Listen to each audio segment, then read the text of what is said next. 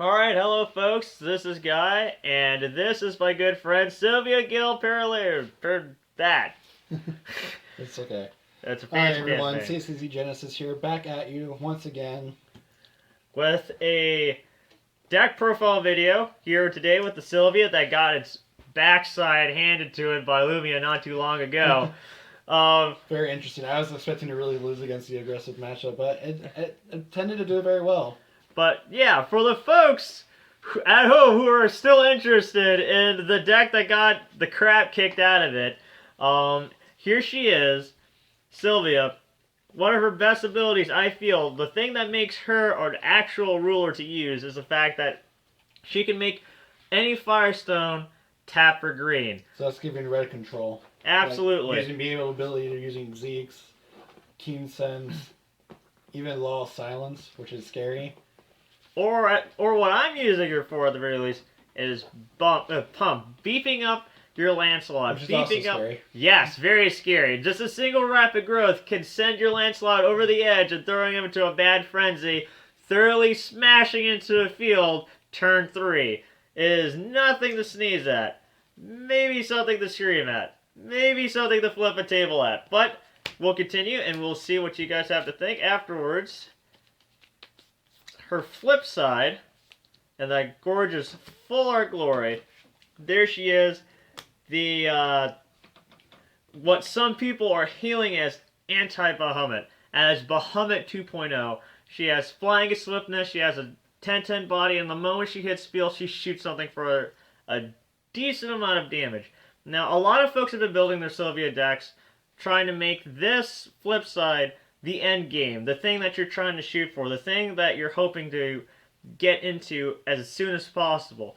The only problem I have with this is that the moment that she flips, even though if you shoot something down, you'll be gaining your getting a few stones back, you lose her ability to tap red stones for green. Now, I don't really know why they did this when they allowed Blazer to keep his, but Because they learned their mistakes from Blazer. Okay, well, deep down inside, I wish they didn't.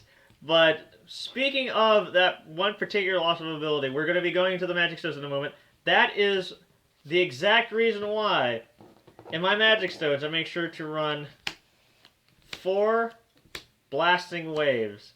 Because you see, you no longer have to worry about your J-Ruler dying. You have to worry about flipping her at all to lose that mana fixing. That's why we run these green, red stones, even though it may be slightly redundant and make you a lot more vulnerable to things like Split Heaven and Earth. The sheer fact of the matter is, seeing these after you flip your Sylvia or before gives you that insurance, gives you that edge of, if I do draw my green spells, it's not going to be the end. It's not going to be a dead draw. And as for the other stones, I am running the Magic Stone of Heat Ray, as well as 2 regular old Magic Stones of Fire. The Heat Ray Stones are for a little tech card, I guess, but a little something something. we'll talk about that a little later. It's a quite of a story that annoyed the shit out of me. Yes, it is a something. Not to be entirely underestimated. Typically one would run like maybe 2, perhaps none, depending on, and it's also decent for some sideboard cards. But I try to keep this at what it is. If I am going to play more competitively, I might cut it just because the fear of splits is real. The fear of splits is very Split real. Heaven and Earth was my bane of existence too. Don't worry. Absolutely. I know the feeling. Now, going into the Resonator lineup, we're going to be running 4 Rukh Eggs. Rukh Egg is basically to tutor your whole deck. It searches everything but one card in his deck. Yes, it hatches into Blazer. It hatches into Snow White somehow. It hatches into Cthulhu. It hatches into Cthulhu. It hatches into all sorts of terrible, horrifying things. Whoever this Rukh was sleeping with, it should feel ashamed. At the same time, it should be, at the very least, Sometimes slightly even proud. goes to a Lancelot somehow. Yes, sometimes. Fully grown transvestite. Absolutely. Fully grown transvestite, ready to beat face it. Speaking of, our next 1-drop is going to be the Flame Sprite here. Now, some folks might give me some flack for running this over the Huntsman, but the thing is, I feel like Flame Sprite is just 10 times better than a Huntsman now, just because it's flying, it has more utility than a Huntsman does. Absolutely. The fact that you won't be getting an extra 100 damage in first turn is essentially minuscule once you realize the fact that you'll have a lot of that utility of pinging things, of punching them down, even so slightly with Flame Sprite. And of course, the fact that she's flying at swiftness means that even if you don't go first, you don't have to worry about your Huntsman being blocked by a first turn Warrior of Hope or a first turn, anything. You will definitely probably get that damage in. Oh, or the Cheshire Cat, yes. The Chesh is real. Now, I'm going to be bringing out the Rukh Eggs again because I'm going to be talking about the next monster in the lineup. The thing that really makes these 4 little cubbies live. So you mean every single mono red deck ever made? Yes. Absolutely. We're going to be... The bane of all fucking forcible existence? Absolutely. The thing that makes control players cry, we're talking about Cthugha, the Living Flame. Being able to incarnate straight in and swing once again is amazing. It's always good, even if you're seeing the Rukh Egg, because crunching it with the Cthugha and swinging in and searching for your turn 2 is amazing. Being able to swing in with the Flame Sprite and then swing in again with Cthugha is also just great for laying down that first turn damage, great for making your opponent cringe, and nothing is better than drawing into about 1 or 2 during the beginning and just getting in 15 the face, getting perhaps 2,000. Dare we dream?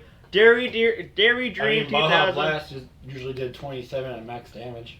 Okay, so the dream happened. I wasn't around for it, but I'm sure I was in college or something. Speaking of, we have our next lineup. Everyone's favorite transvestite? Yes. Speaking about college, our 2-drop with identity issues, Lancelot here, is definitely one of the stronger cards in the game. Probably the second best, the best 2-drop in the game. Probably, perhaps, maybe, kind of a little bit, the best 2-drop in the game. The fact that you can throw her in, swing for 6, the moment she hits board, beef her up with spare redstones, and the fact that you can ping things for a tremendous amount of damage really makes it amazing and live pretty much all the time. Especially fantastic with Sylvia, assuming that you're running beef. Things to pump her up, things that don't cost very much to make her live straight out of the gate. Now, we're going into our 3-drops here.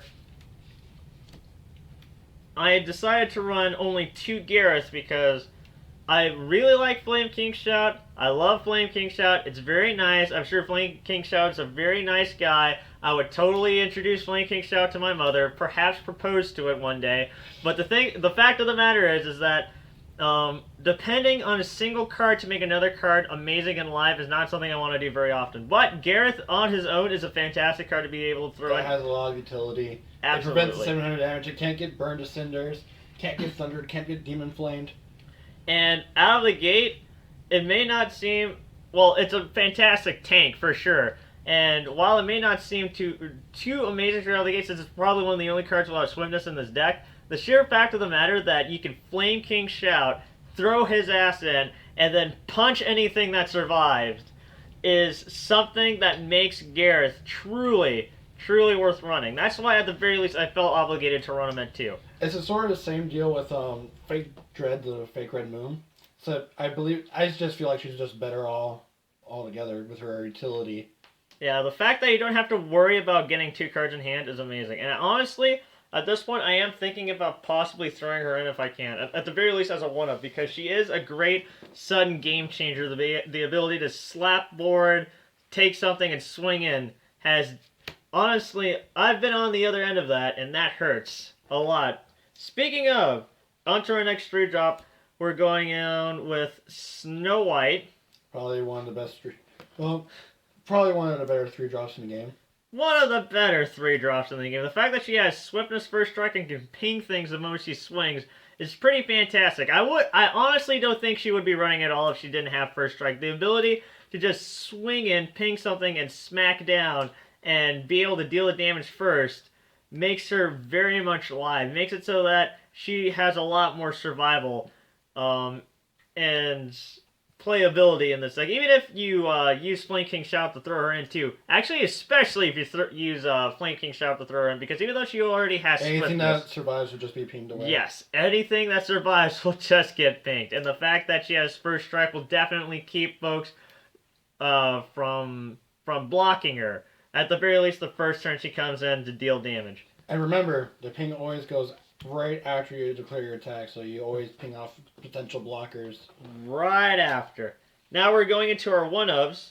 I'm currently trying out one of Phoenix, the Flame of the World. Now, this card is fantastic because it is reoccurring. If you do have the stones left open, you can tap 2 to bring it on in and deal a decent amount of damage. Sadly, I didn't get to see much of it in the game, because it's either I killed him before it ever came out, or I just killed him before it ever came out. Pretty much, yeah. It's just sometimes one might think that even if Phoenix, the Flame of the World, were to be slapped down, the fact that it's 9/9, it's out of Flame's range. It's slightly out of Flame's range, yes, ever so slightly. Thank goodness.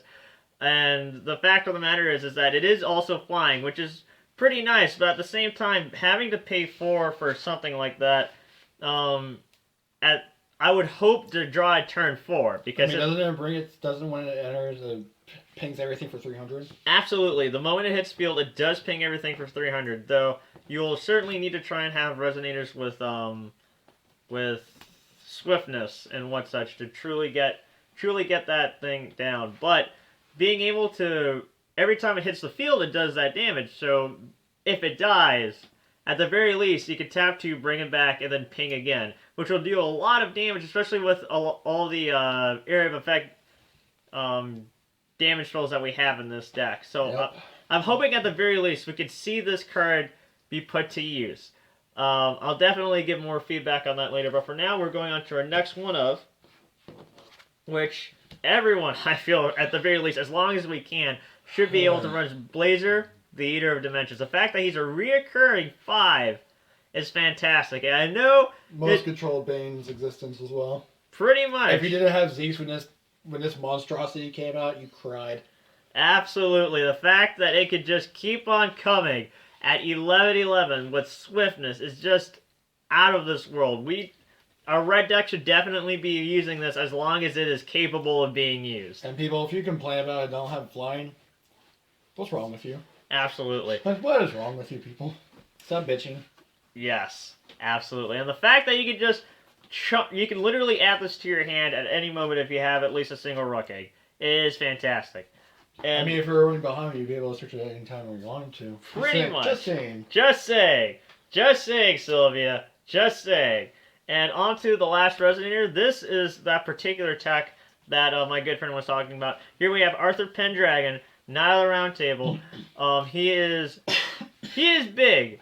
He is big, and he is thick, and he is, just as a lot of folks say, yes, he is an aggravation. A lot of folks don't tend to realize the fact that just a single one can clear an entire board if you're not careful. The sad thing is you actually have to attack into it, so you can't pass your turn. You cannot. You have to swing in. And the fact of the matter that he just tap himself, for fun or whatever, and to give himself a +8, that makes him a viable target suddenly for everything to start wailing on him. I mean, there is cards like Stoning Your Death, Endless Nights, but if you're not running cards like that... Actually, he's untargetable by black or fire. Oh yeah, you're right. Yes. I forgot about that. Well, there's actually a whole thread on Facebook as of now. Probably, if you're watching this several hundred years in the future, it's probably gone by now. Yeah. Actually, I'm probably gone too. But there's an entire list of things that you can throw on them. There's you can crucifix them if you really wanted to. You can blessings of Blessing of the Seraph. You can file forfeit, etc., etc., etc. Send back. But if you're running red, if you're running black, you better have answers. Because if not, then Arthur is going to ruin your day. I was playing my Valentina deck against this, and this was so annoying because I tapped for mana that turn, and I had to swing my shit into it. So next turn I just decided to take it, and it's like, this is mine now. Have fun dealing with it. Absolutely. Have fun dealing with it. Valentina will always be a thing.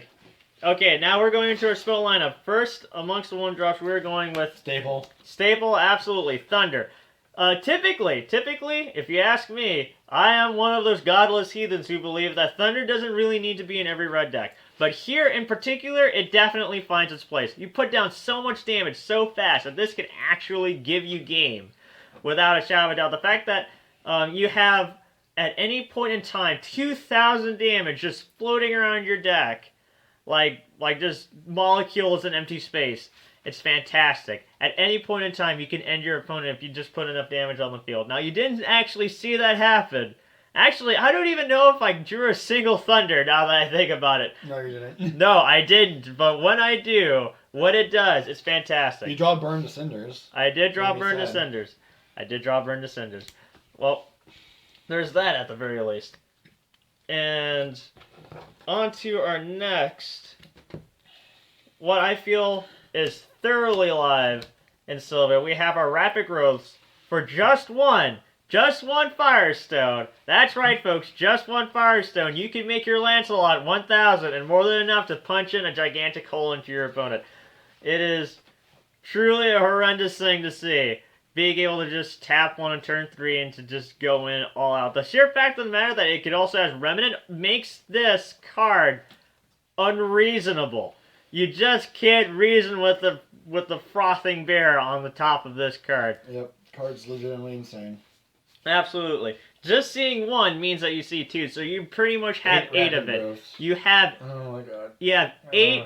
You can hear the sounds of my friend legitimately groaning with awful, horrible flashbacks of this. I don't know about you, but if you run Sylvia in any way, and you have a Lancelot, so even if you don't have a Lancelot, Rapid Growth, don't pass it up. Just don't pass it up. Especially given the fact that it is J-Res. If you're still going to be using Sylvia as a win condition, there's that. Now, onto our more expensive spells. We have Burn to Cinders. Probably one of the better burn spells in the game right now. It is currently one of the better burn spells in the game. The fact that it removes something from play, the fact that it removes Imperishable, of all things, that is something that can actually end the game for an opponent if you needed to. Being able to tap, like, if this is ever a situation, being able to tap to burn down a Bahamut without having to care about it banishing a Resonator is fantastic. The fact that they just can't get that Imperishable. The fact that you can burn down a Mozart without having to care anymore. The fact that you can burn down a Rukh Egg without having to care about them getting a search makes Burn to Cinders at the very least a 3. At the very least, it is a great card that came out in TTW. As though Red needed any more power, here we are with more power. Absolutely. And with all the Reflector Frank running around, with all that madness, I've decided that Beat of the Phoenix Wings is indeed a great idea. Now, there are several folks who decided that to beat the meta, to be something that's more of an anti-meta-ish thing, one would beat the Phoenix Wings with Abdul. The fact of the matter that you can remove the flying on certain things and to allow it to get burnt down is fantastic. But this card is always live when you're using Sylvia. The fact that it will burn down folks with flying or not flying is great, and the fact that it's 500 damage rather than Flame King Shout at 400, and the fact that it's even one less than Flame King Shout is fantastic. And the sheer fact of the matter is that let's say you don't have Cthulhu turn 1 but a Rukh Egg. Let's say there's that. Magically. Yes, magically. So, miraculously for your opponent. That never happens. Tap 2, beat up Phoenix Wings, there's your Cthulhu. At the very least, there's that. Burn down their entire field. Do not shed a tear. Walk away from that explosion like a man. And now wait, where is this? Oh, and for the last 3 spells that I have in this lineup, here we are. Flame King Shout, run at 3. Some folks run it at 1. That And is insane. yes. It only wins you games by itself. By itself, being able to just throw down that much damage. Think about it. Let's say somehow you survive turn 5. Somehow survive turn 5. Tap 2 for Beat of the Phoenix Wings. That's 500 damage on board. Tap 3 for Flame King Shout for an extra 900. And then it no longer matters if you just use the Flame King Shout for Flame Sprite. Chances are nothing is alive at that point in time. And even if they are, you can ping with the Flame Sprite. You could swing in with the Cinderella that you might have thrown in and then ping it. I mean, Snow White. Or Cinderella. If she, I don't know. Well, the blue one. Why can't she be red? I don't know. Yeah. Red did not need more creatures that become bigger when they're summoned. Absolutely. Actually, they do need that. But anyways, and here we are. Yes, Flame King Shout's amazing. Even if you're just throwing it in as a desperate ploy, it's great. It's fantastic. Now we're going back. Here again. The only thing that I would there's a lot of options that you can use with the sideboard. Quite a few, depending on how you want to play it. You could always side in more control if you need it, but I personally, at the very least, try and keep these few things in my sideboard. We have the rapid growth, at the very least, because there are a lot of cards that just pee themselves. Actually, just cards that pee themselves. There's a lot of players that pee themselves.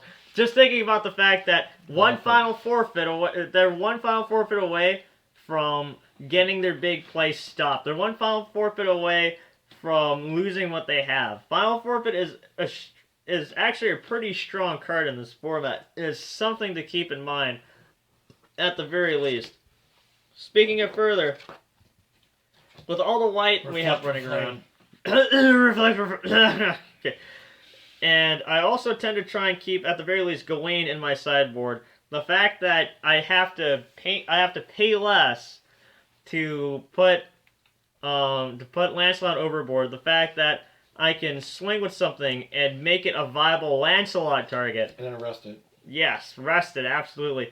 Is something that I feel as though Gawain is still useful for, and my goodness, is he a gorgeous, dashing young man in this new art. But beyond that, the rest of the sideboard is up to you. Definitely tailor it to your local meta. Definitely try and keep it successful for you. Here are my few questions. Absolutely. Have you ever decided to run Law of Silence? I was thinking about Law of Silence for a time, but at the same time I was thinking I have a lot of different cards. I don't want to stop my opponent from what they're doing. I just want to burn them. I want to hurt them. I don't want to sit there cowering in fear as much as I want to just get rid of what they have. I want to try not to be so much reactive as I want to be proactive. What about Zeke's? I was thinking Zeke's for a while, especially since it has more utility than just absolutely negating. It can pump all your Resonators with +2/+2, which is really rather huge. And it does keep your things from getting it does keep them from being targeted. And for those odd Yamato players that are still around, or at least the reanimated Yamatos, it does shuffle the graveyard back. And at this point, if I could just find the room, I think I would throw it in. But there's just so many cards that are so near and dear to my heart. I honestly don't know why I'd throw in. And if I were to run Zeke's, believe you me, I'd run at the very least 2 to 3. But my heart says 4. My heart says 4. I don't know what you're talking about. I'd run 10. Absolutely. That's pretty much how I always felt like against every other control player, that they would always have Zeke's in their hand, so I felt like they had like 10 in their deck. Yes, the fear is real, folks. The fear is real. That Zeke's is strong and it is alive. Now, do you happen to have any other questions? No, not really. Okay. Now, if you all at home have any questions, feel free to leave them down in the comments. This has been Guy, and this has been my good friend, CC Genesis, and it has been great. Sylvia, in my opinion, needs more play. She's a fantastic ruler. But so many people build around her to make her the end game, the strongest point. That's fine and all. But don't forget that there are 40 other cards in your deck to make that happen. Thank you all for watching. Please like, link, subscribe, and don't forget to be awesome.